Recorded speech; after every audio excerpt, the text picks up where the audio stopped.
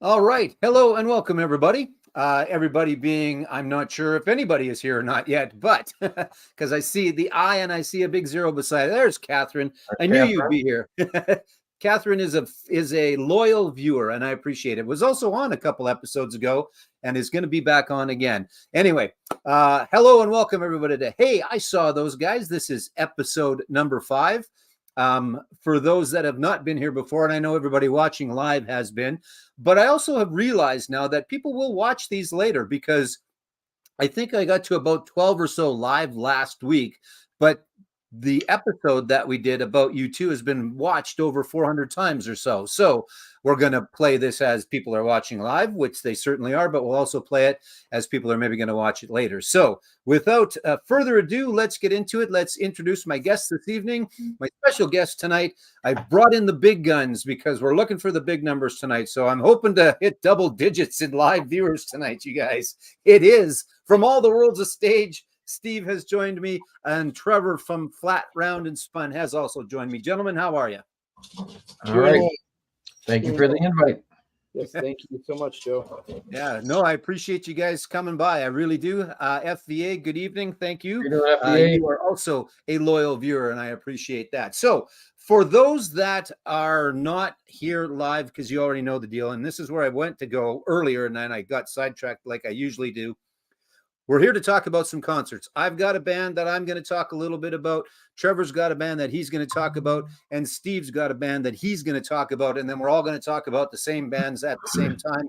You are welcome to join in the conversation on the side, and that's how it works. So without further ado, that is the second time I've said it. We've also got our weekly giveaway. You guys haven't been before. It's not physical, because I'm too lazy to go to the mailbox and start mailing stuff around, but it is a digital download card. And this evening it is for a little band called Metallica, and it is a digital version of Kill 'Em All. So back to the debut for those guys. So someone in the live chat is going to win that digital download a little later on. Fellow few past winners have been Catherine and FVA. So there you go, as they are here this evening. Before I get into my band, Steve, what have you got going on? You've always got lots going on. Anything you want to particularly tell people about who may see this that don't already know about your channel? I have started the unenviable task of showing my entire collection in the quest of trying to figure out what my top 10 albums are. So I'm going through my entire collection, albums and CDs, box sets, and showing them. And I'm trying to keep each segment down to 10 minutes. I've recorded 2 so far, and I'm doing a third tomorrow. And I'm not even out of the A's yet. It's gonna take me 4 or 5 episodes just to get through the A's. So yeah, exactly. And then you'll hit like the S's and the T's. Oh, and that'll be a few episodes, right? Those will be, and the B's will be huge. Black Sabbath, Bob Dylan, because I go by the first letter. Yeah, me too. Very good. There you go. Another one. I think a lot of us, a lot out there look down at guys like you and I, but that's the way, for me, that's the way Discogs does it. And that's how I've got all my stuff in, and that's how I file it. It's the way Discogs does it. It's the way iTunes does it. It's the way Spotify does it. It's the way really you and I are the two that really know what they're doing, and everybody else putting last names where they go is wrong, really, right? All right. Okay. How big is your the section then? No arguments here. The only one that fits in the thes is the, actually. Yeah. I don't do the. In fact, when I enter stuff on my spreadsheet, like for the Who, I just put Who. I don't put the. Yep, me too. I mean, exactly. I know what it is. It's a given. So that's right. Trevor, what about you? What's going on in Flat, Round, and Spun world these days? Oh, at the moment, I am preparing sweet potatoes and chicken for my dogs, which is why I'm cooking. Okay. Because my wife decided to have me feed the dogs while she's out. So, sorry if I seem distracted. But on the channel, I think I'm getting behind Marsha P with the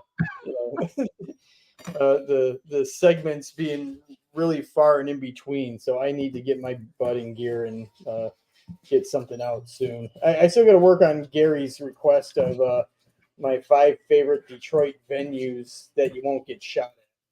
That you will see. I didn't realize there was a caveat to it, and you won't get shot at, because there's a difference between the 5 venues and then 5 you won't get shot at. Right. Yeah. So that's what's making it tough. That's a sad commentary, my friend, but that's all right. I would say I could kind of make up the same list in Chicago. There are ones that I would feel much safer at than other ones. Yeah, definitely. So, okay. So now that we know what's all going on, we'll let Trevor continue making dog supper. But I'm going to start things off with one of the bands that I saw last summer at Power Trip. One of them is also going to come up later, but I am going to start it off with a little known band. I say that every time, and it's just a stupid thing that I do. I'm not sure why. When it's a huge band, I say a little known band. But anyway, it is Iron Maiden. It was the Future Past tour. And actually, I have never seen, until last year, I've never seen Iron Maiden. Where I live in Regina, Saskatchewan, Canada, we get a fair amount of concerts, but we never used to get a whole bunch. And I used to work a lot and had a lot of commitments, and I didn't get a chance to travel around a lot. So there's a lot of bands where I've only seen them in the last couple of years, and Maiden is one of them. It just happened to be that I got my tickets for Power Trip, which was in Indio, California. For those that don't know, I think everybody here is familiar with that, but maybe someone watching. It was a big festival. I don't know if you'd call it a festival. It was 6 headliners in Indio, California, at the site that they do Coachella and Stagecoach. And I think there's one other one that they do there. They did one called Desert Trip a few years ago. But anyway, last year was Power Trip. And it was Iron Maiden on Friday with Guns N' Roses.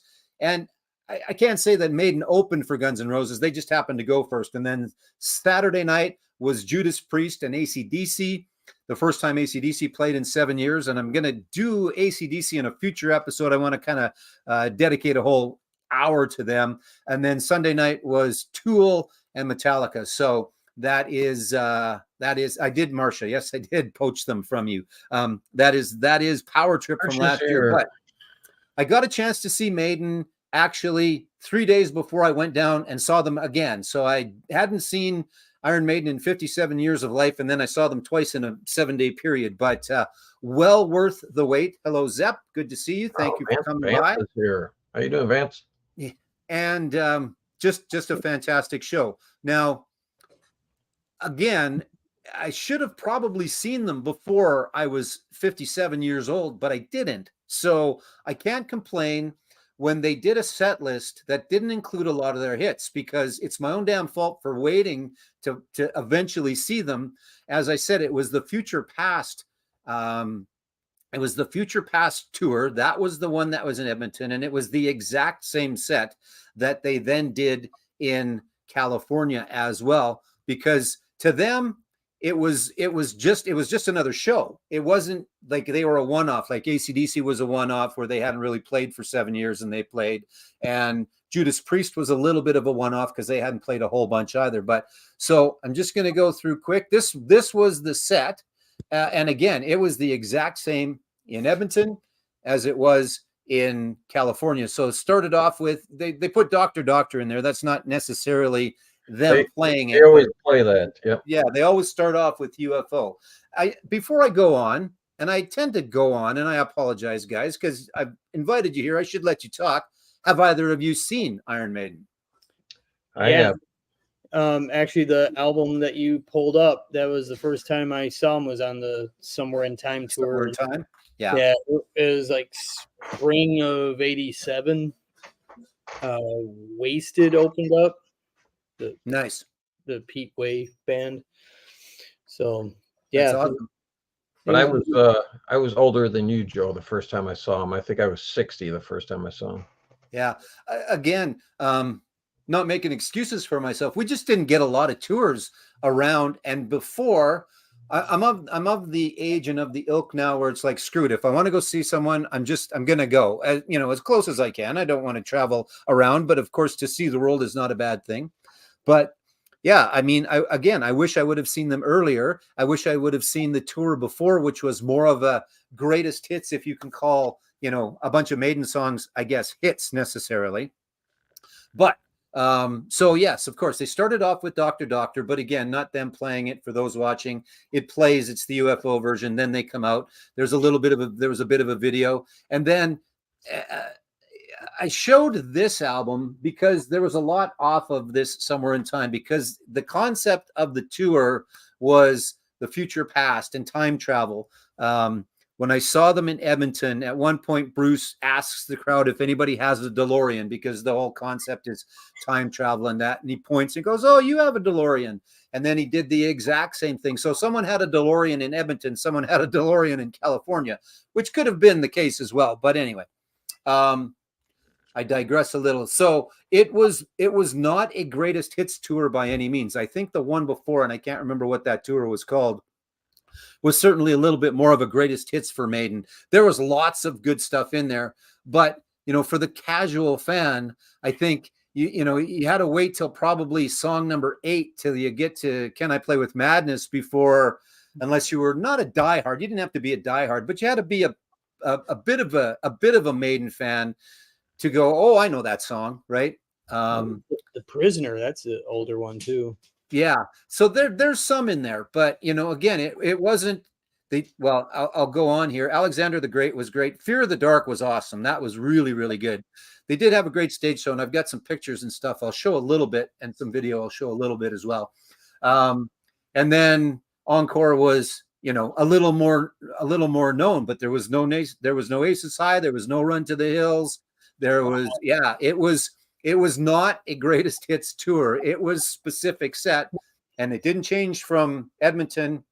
They also played Vancouver. Didn't change there. Didn't change. This is actually, I think, the tour that they had been on most recently as well. So they just kind of took that tour, took that set, took the Eddies that are walking around on the stage, the 20-foot tall Eddies, and they just, okay, this is what we're going to do. And they didn't change. They didn't change a song in order or do anything different between Edmonton and then California. I thought they might change it up a little bit for California, just because it was a bit of a bigger deal, and it wasn't necessarily their show. It was, there was people there for all of those bands. So, but right. Probably the best time I seen Maiden, because I got it probably somewhere between 6 and 10 times. I'd have to, check my list there, but my favorite time was, unfortunately, an abbreviated set, because they were part of Ozfest, and they were promoting their early years DVD. So that spanned from, the very, very early days up to Peace of Mind. So their set list was nothing but stuff from the first 4 albums. right. And they dug out a lot of stuff that they rarely ever played. So I was just ecstatic. There is on YouTube another festival from, I want to say, Sweden, where it's like the full set. So I'll throw that on often just to have that in the background. Yeah, definitely. And Steve, you were a little older than I was when you first saw them. Was that which tour was that? Was that a couple tours ago, or was that this one? Like, did you see this basically? No, because I'll be 68 in a couple of months here. So I just thought you were 62. So I think it was 2016 when I saw them. Oh, Book of Souls. That was at the Chicago Stadium, and I didn't own any of their albums then, but I mean, I just, having had seen clips of them, I was like, you know what, I need to go see them. And I had a friend of mine, and I asked her if she wanted to go, actually a client, and she's a big music fan. And so her and I went, and we got great seats, because I just waited before the day of the show. I was like, you know what, you can always get good seats the day before. So, and sure. I did. And yeah, they were fantastic. And I've passed on them the last 2 times because I won't go into the fucking city of Chicago anymore. Yeah. But Vance, I know they're coming here in October, but I think they're playing the Allstate Arena which is in Rosemont, Illinois, a suburb of Chicago, and I will go to that show. Nice. So yeah, Trevor mentioned, was that Book of Souls or was that? I don't know. I don't know if it was truly the Book of Souls tour, because they don't necessarily always tour under the name of the album, Right. because they tour so much. I mean, they tour in between albums. So I don't remember what the title of the tour was. Because what they would do is they would tour an album and go heavy in that album in their set list. Right. And the following tour, it would be like a greatest hits one. So well, yeah, Trevor. So the tour right before this, and I can't remember what the hell it was called, but it was almost an homage to Eddie over the years, wasn't it? Or Legacy of the Beast. I guess there you go. The pinball machine. But they had Aces High, like they had a full-blown plane, if I remember correctly, right? I mean, I've seen some video of it, but that must have been outstanding. There was some great stage effects. There was Big Eddie's, and him and Bruce had a laser gun fight and stuff like that. But I think not only to hear the songs they played, I think they maybe had a little more visual the last time as well on that tour. Okay. Yeah, I haven't seen them since that Book of Souls tour. A friend of mine was a manager of a business that was sponsored at the arena that they played at, so he was able to float me a couple free tickets. So awesome. Nice. All right. Before we move on to your band, actually our band, because I saw him too, I'm just going to bring up, no, I don't want that. I'm a rookie, guys. It's only my 5th time, so you got to bear with me. I'm not professional live streamers like you guys, so I'm a little clunky when I do this. Share screen, go there, do that there. All right, so the pictures aren't great. I can't take a friggin' concert picture if my life depends on it. I don't know what the deal is, but this was in Edmonton, so. Again, I'm at the very back for this one, but it was outstanding. It was still fantastic. Again, I wish I would have seen them play a few more of the songs, because I'm a fan, but I'm not a diehard. And there still would have been a lot of songs I would have liked to have heard and I'm going to get grief for playing the music, but I'm not going to show a whole bunch here. But you get the idea, right? Right. The idea. Lots of fire. Actually, not that much pyro. I was surprised there was not as much pyro as there was. But again, I don't have it here. But there's a time where the Big Eddie comes out. It's a dude on stilts. He's like 20, 25 feet tall. And then up on that side stage, there's a big machine gun. That's a laser gun. And him and Bruce have a battle and stuff like that. So it was pretty cool. It was very neat, actually. And then this was my vantage point. This was before the show started, but this was my vantage point at the Polo Grounds in California and Indio. There's me and the massive amount of people. It was great. It was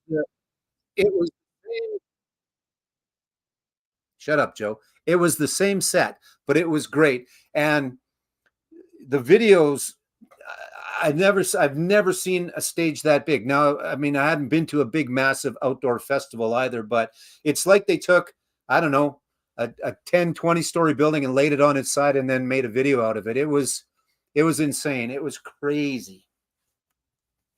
So there's just a few shots from, and there was a massive amount of people. It was very cool. It was a great experience, actually. I was very glad that I went. It was fantastic. And another band that played there is the band that you wanted to talk about, Trevor. Yes. Let me set this up a bit. I'm going to talk about Judas Priest. Sure. So, I'm going to backtrack here. I first heard Judas Priest with the name intact in 1982 with You've Got Another Thing Coming. I think I probably heard Living After Midnight on the radio, but I had no connection or, heard the name. So I was into that song. I didn't actually get into them until their next record, Defenders of the Faith, in '84. I bought that, loved it, and then I went back and got Screaming for Vengeance.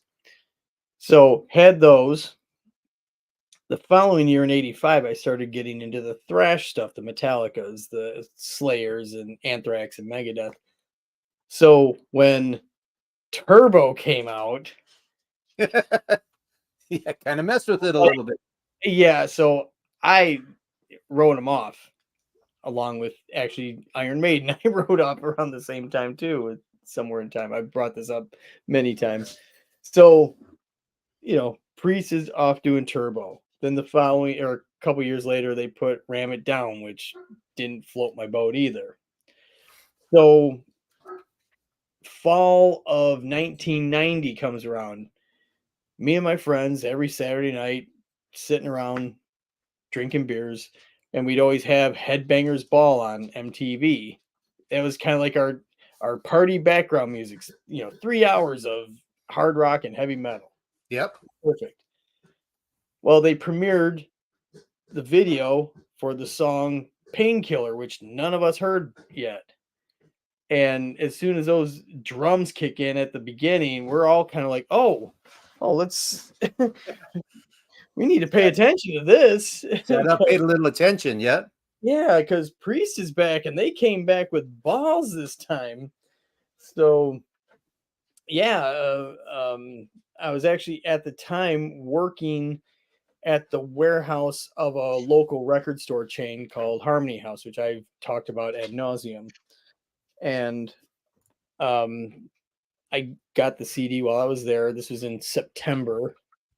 So, had the CD, listened to it a bunch of times.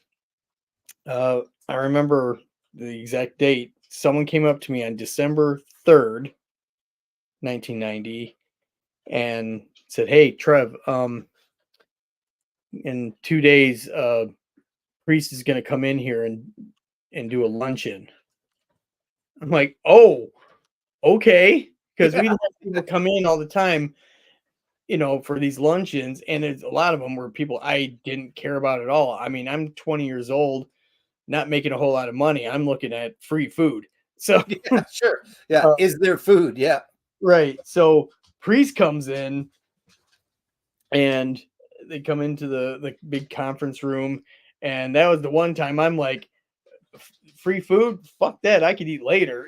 So I'm hanging out with, Rob and KK and Glenn and Ian, and Scott Travis was new at the time. And they couldn't have been nicer guys, because a lot of the other people look just like normal people. Me, not only did I have long hair, I had hair. Well, I don't think any of us, we all go to the same barber at this point, but that's all right. So all the cool kids. So, when I'm talking to the guys in Priest, they know I'm a fan. I'm not just some guy just hanging out because they're famous. And talking to Rob, and he's asking me, like, "Are you going to the show tonight?" Because they were playing at the Palace of Auburn Hills.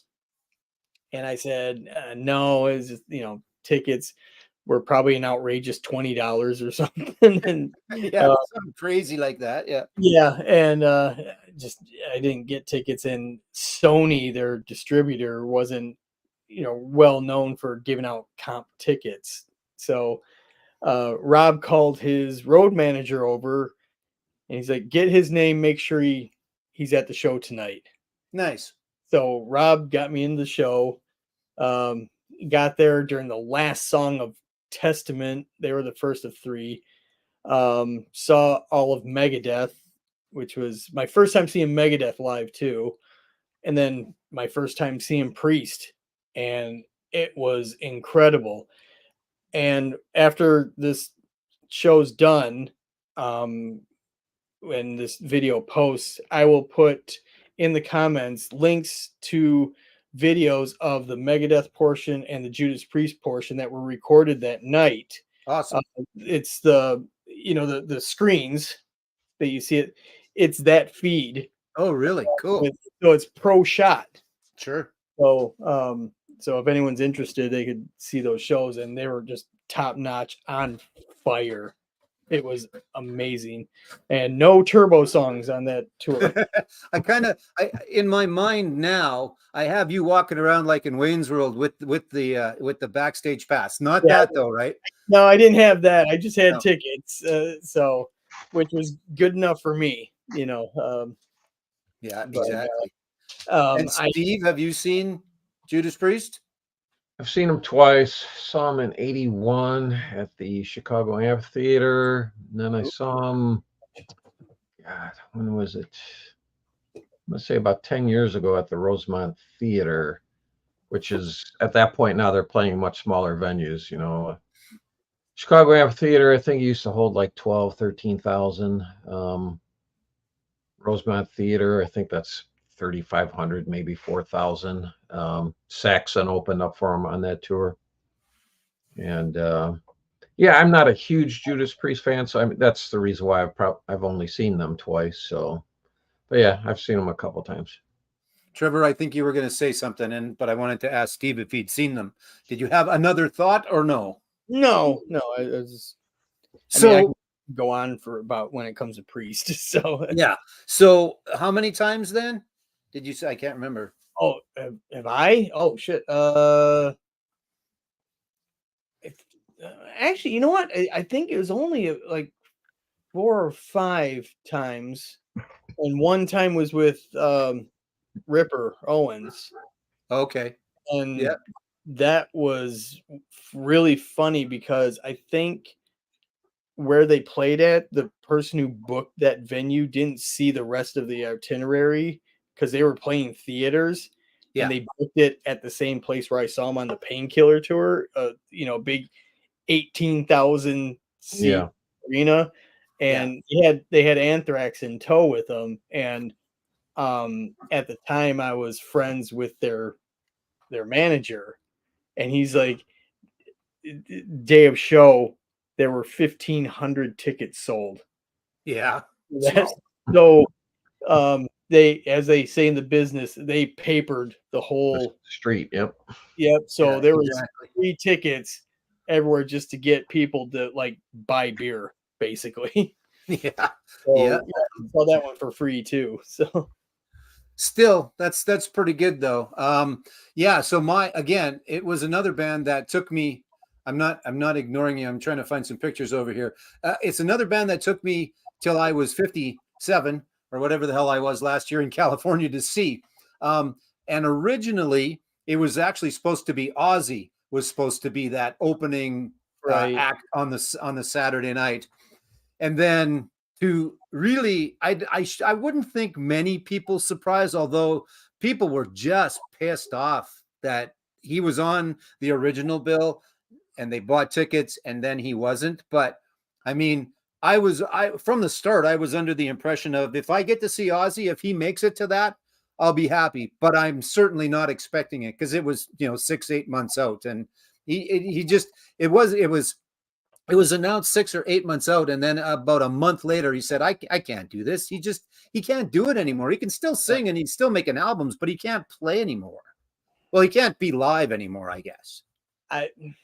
Live, because the last 2 times I saw Sabbath on the 13 tour and the end, it just, there are many cringy moments. Yeah, it's unfortunate because again, I would have loved to have seen him, but I was happy that Priest filled in. There was a couple I would have liked. I would have liked to have seen the Scorpions take that spot too, because I haven't seen them either. Although I think they're doing a residency in Vegas, so I may still have my opportunity at some point if I like. But so you saw my vantage point for Friday night because I had bought the general admission tickets.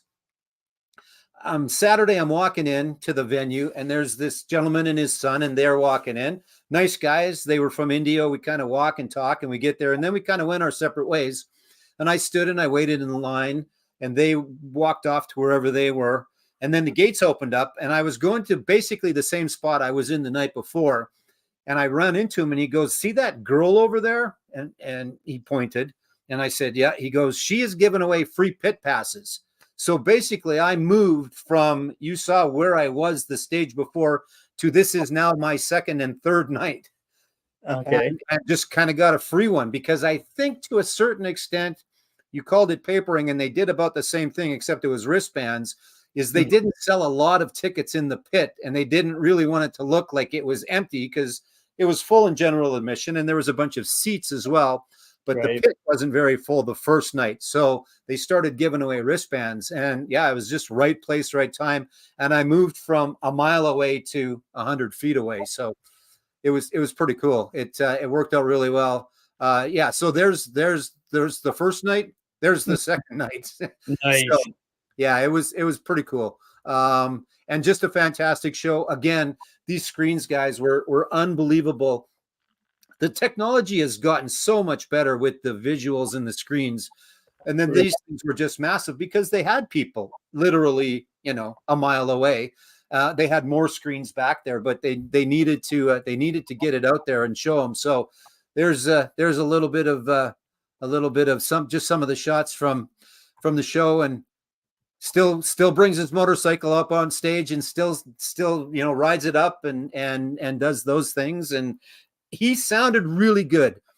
Some of these guys are just not able to pull it off anymore at a certain age, but Dickinson sounds great and sounded great.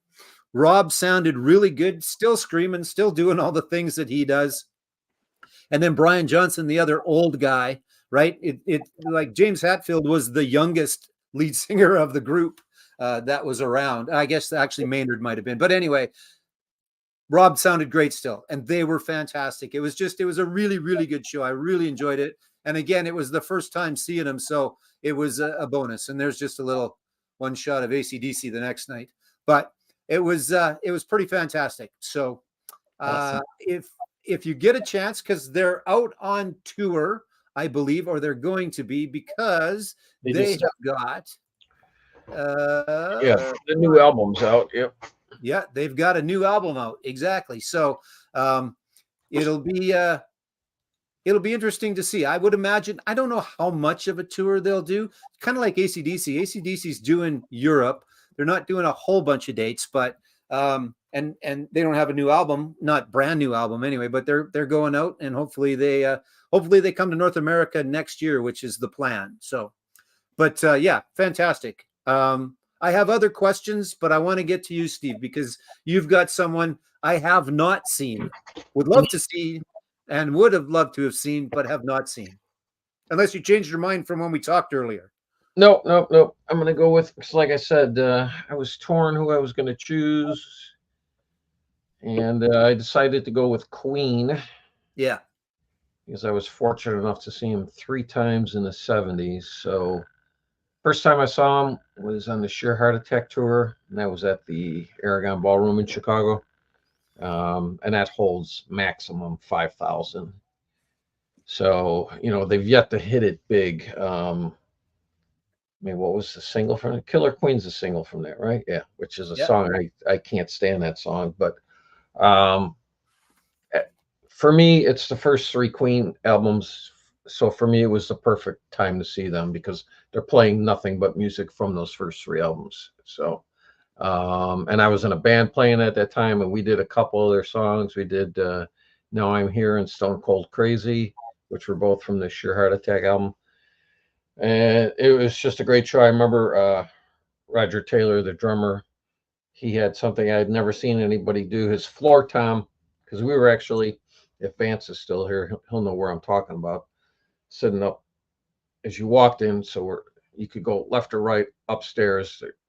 There's really there's balconies, but there was no seating at that point in time. Now they have seats there, but really it was like a first come first serve. Unless you were, the first 50 people up on each side, you weren't going to have much of a view. And so I'm on the left side looking down at Roger Taylor, and on his floor tom, he has clear skins, and he had colored lights that shot up through the bottom, and he had a water feed coming up a tube onto the top of the skin, so that when he hit it, splash, and go up and they'd be changing the color. So it was a real cool effect because at that point I'd never seen it before. I know a lot of people have done it since. Right. And but yeah, so to me that was perfect way to see them. Then I saw them at the Auditorium Theater the next year, and then that would have been the Night at the Opera tour. And so now they're touring Bohemian Rhapsody, but still, that's Chicago Auditorium. That's like a 3,500 seat venue, but it's a beautiful venue. It is the best sounding venue in Chicago. We had great seats. We were like, oh God, within the 10th row, easy. And then the third time I saw them was at, now they had really stepped up. This is Night at the, or Day at the Races tour. This is at the Chicago Stadium, which was where the Blackhawks and the Bulls played at the time. So now they're playing, a 20,000 seat venue. But the great thing about that tour too was Thin Lizzy opened up for them. So Oh, perfect. Yeah. it was just an incredible pairing. And then I did see them again, but it's really not Queen. It was when they toured with Paul Rogers. They did that one tour, but it was good because I like Paul Rogers as a singer. And Roger Taylor would sing his 2 songs. Brian May sang his couple songs. He sings 39. And then, Paul Rogers, sang the other Freddie songs, but they also did some Free and Bad Company songs too. So they mix it up a little because there are certain songs Paul Rogers cannot do that Freddie Mercury did. Sure. But good though still, right? I mean, I know you just kind of said that, but when you said that, in my mind, yeah, you were lucky enough to have seen them, but that wouldn't have been a bad version. And from what I understand, Adam Lambert's not a bad version either. Now, I don't know if either of you have. I haven't, but from what I understand, nobody's Freddie, never gonna be. But I hear he does a pretty good job. Yeah, from what I've heard, he does a really, really good job. That version has hit this area a few times, and just never had a chance to see it. Always wanted to, though. I mean, at least me and Roger Taylor. I personally, I have no desire to see it, but if you haven't seen Queen, because at least you're going to see Brian May and you're going to see Roger Taylor, right? And then also, and they're going to be doing, it's basically a greatest hits package, and it's like seeing Journey now. It's a good substitute. Yeah. Journey actually just played Saskatoon, which is 250 kilometers up the road from us last night, them and Toto. But the closest that I've seen Queen, or I guess I saw Brian May. He opened for Guns N' Roses on the Use Your Illusion tour. And it was fantastic. It was a great band. And I don't even remember exactly what they played. They played a little bit of Queen, but they played some of his and they played some covers and that. So that was the only part that I've seen of Queen. So, but not a bad part to see, I guess. Right. Yeah. That would have been his Back to the Light album tour, which is actually a very good album. He's got Cozy Powell on drums on that. I don't know if Cozy Powell was his touring drummer then. I don't remember. You'd think I would remember that if that was the case, but he might have been. I just thought it was a little bit of an odd pairing, but it worked though. It was fine by me. So, right. So, for both of you, because I have never been to either of the fine cities that you are from, the venues you talked about it. So, Trevor, you've got Cobo. You would have had the Silver Dome. I don't know if you ever saw anything in the Silver Dome. A few times. And if you're in on the floor, first 50 rows, sounds great. Yeah. Beyond that, it's an echo chamber. It's horrible acoustics. Yeah. Let's see. Silver Dome. Yeah. So Stones on Steel Wheels. Metallica, Guns N' Roses, and Faith No More. That was the best part of the show. Paul McCartney. That was okay.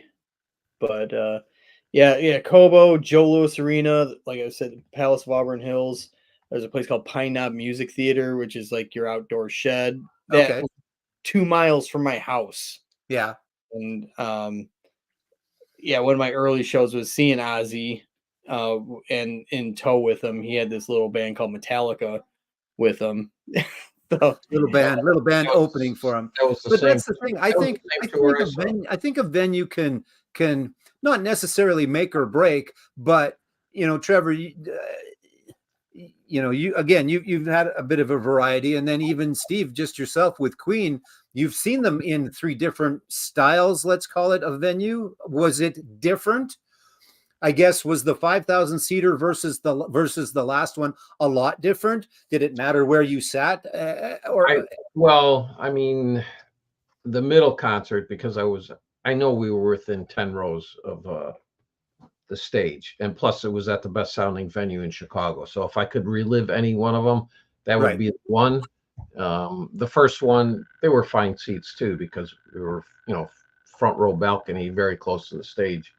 The third one, I know we were in the 100 level, and the seats were fine, but it was just, it wasn't even so much about seeing Queen. It was the fact that I was seeing Queen and Thin Lizzy together at the same show. I mean, because Sure. I love Thin Lizzy. They're a top 10 band for me. So That's awesome. So venue can certainly make a difference, but who you went big with time. also makes a difference. Do you remember who you went with? Trevor, you go first. Do you remember who you saw those shows with? I mean, yeah, I've seen, a various amount of friends. I mean, I think one of my favorites was seeing Iron Maiden at Pine Knob, and me and a bunch of friends were up on the hill, and I think it was during Run to the Hills. We were all like one arm over the next guy's shoulder and the other arm up in the air. So there's like a dozen of us doing the same thing, and of course we're shirtless. There's a visual. Of course, yeah, It's hot summertime, and we're all lit anyway. yeah. Just stupid stuff like that. And then if you're with the right people, um, like the McCartney show, I saw it at Silverdome. I was with my buddy that I grew up with, Yeah.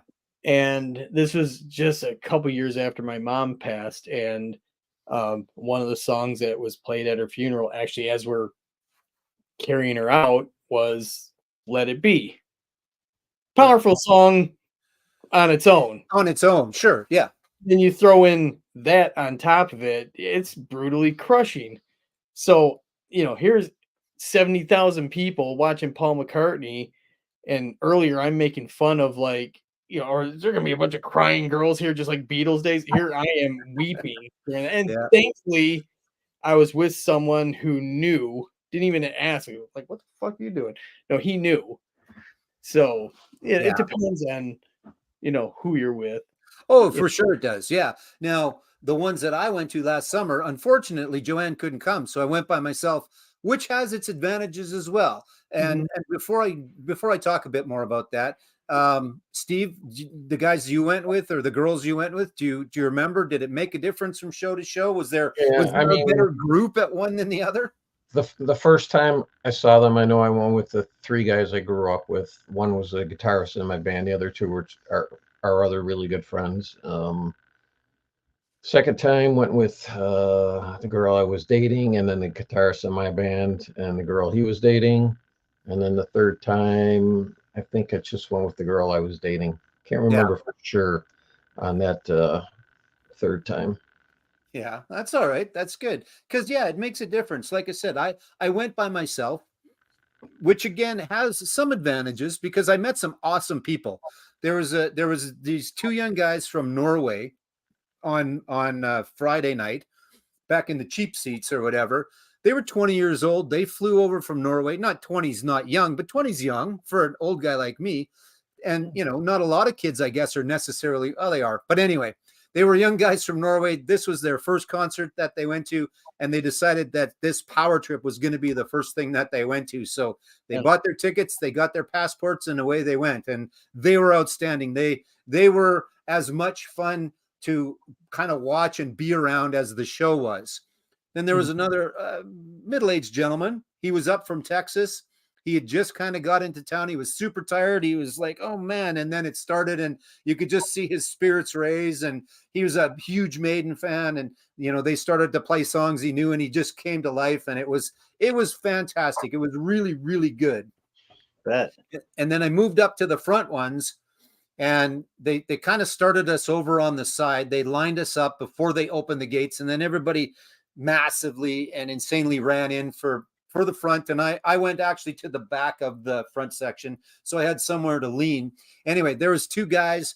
I met them on the Saturday night. One was from, I can't remember, I think he was from France, and another guy was from about 100 kilometers away from me. So I went down to California to stand at a concert with a dude that lives not that far away from me. But just fantastic. It was so I've been to lots where it's been great friends, or my wife, or my kids, because they're of the age where, you know, they're older, and it's an experience that way as well.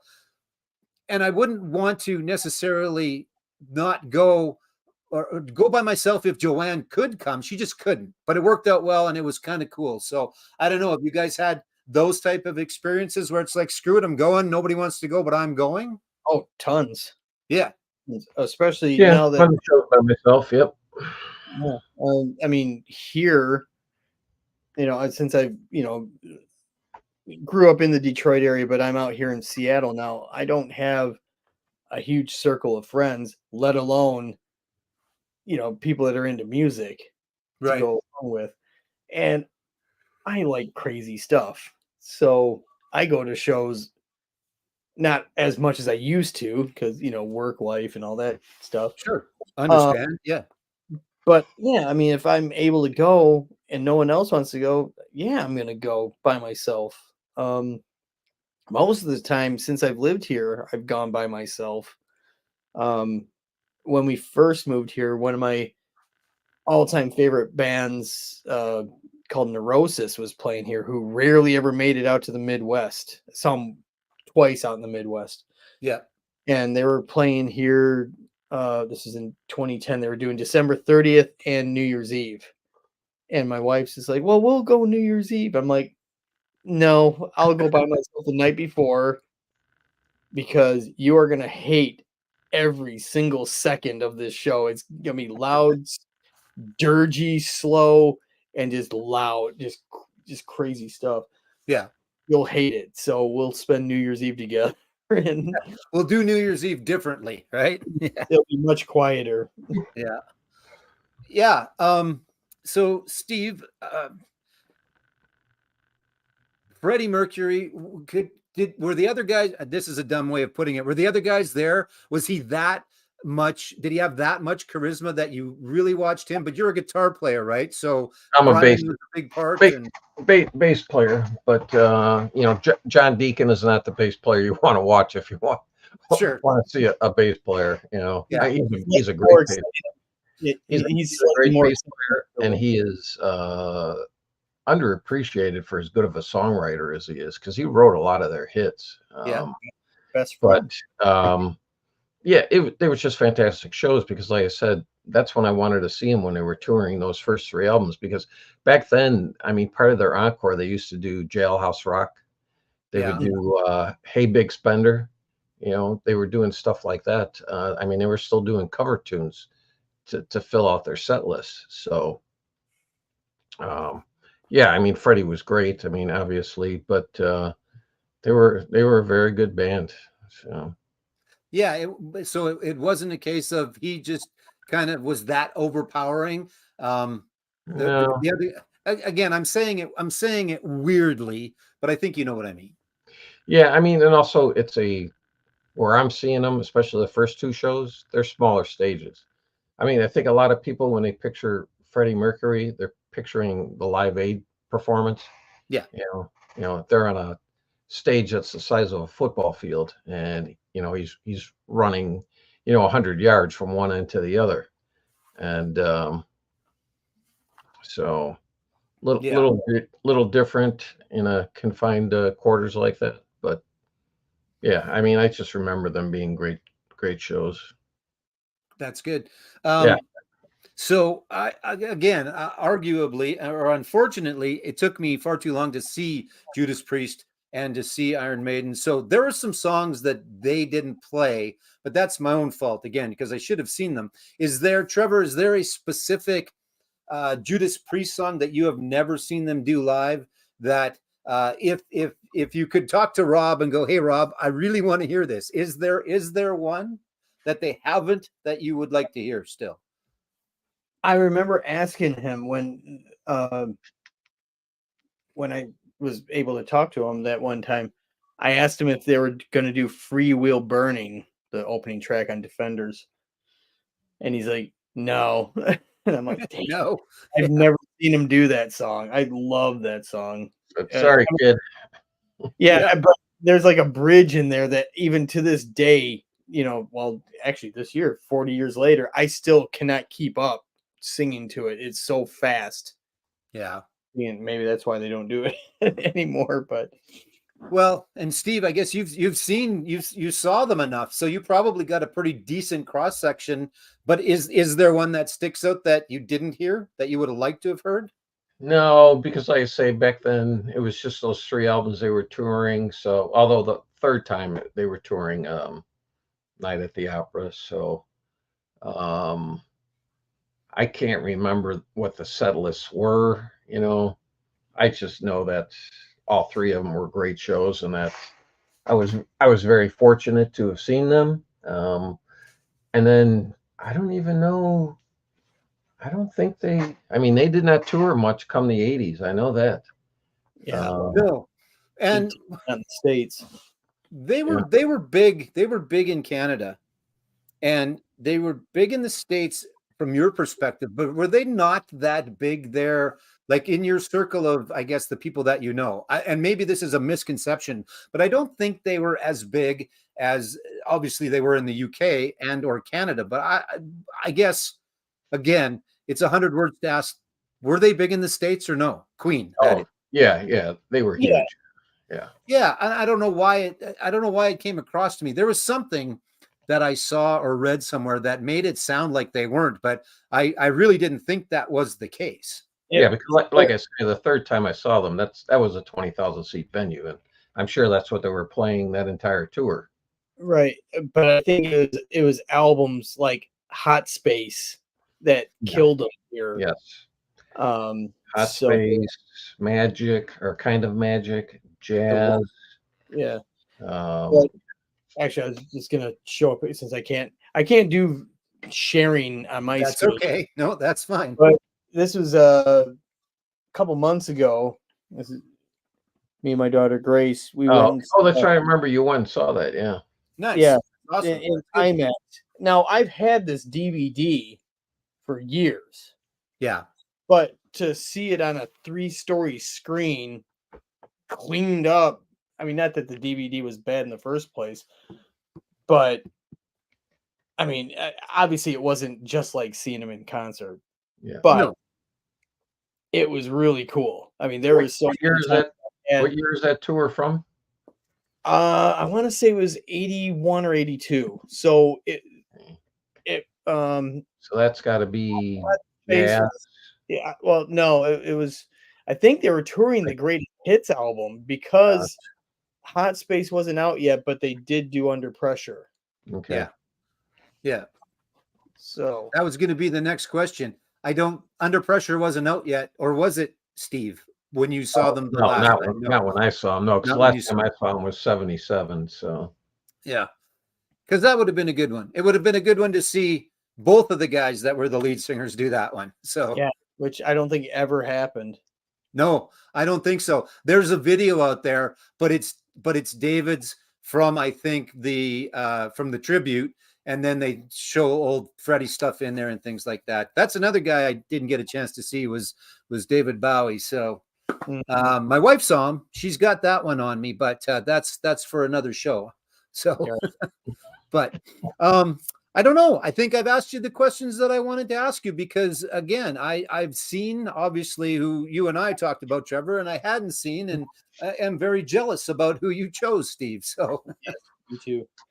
It's such a fantastic thing, though, right? And I'm not making light of it when I say this, but this is 2 weeks in a row where there's been a story about who's been on, has cried at the concert. Again, I'm not making light of it. I understand it. But Rob was on last week, and he was talking about seeing U2, and Bono played a song that really struck him and really hit home with him because his grandpa had just passed away, and Bono was talking about his dad passing away and things like that. So, I mean, that's the thing, is we go and we lose our minds at these shows, but there are lots of smaller moments, and I've had them myself, that are just as important as the big moments at these shows, I think. Right? Yeah.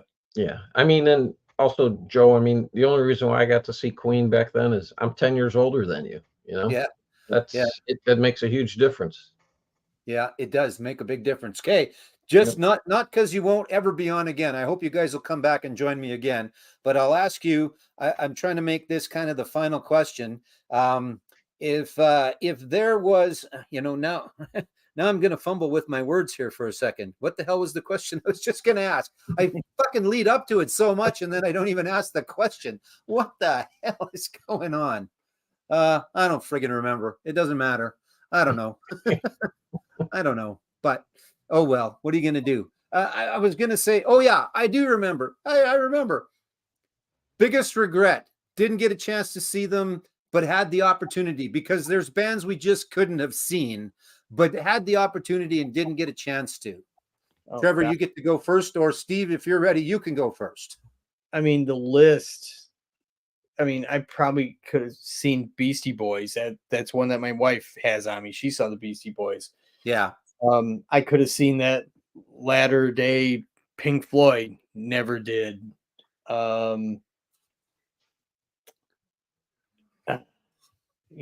I mean, those are pretty much the big ones. Those are the big ones. Yeah. Here's the thing, though. Working at a record store, you get a lot of free perks. A being tickets, guest list.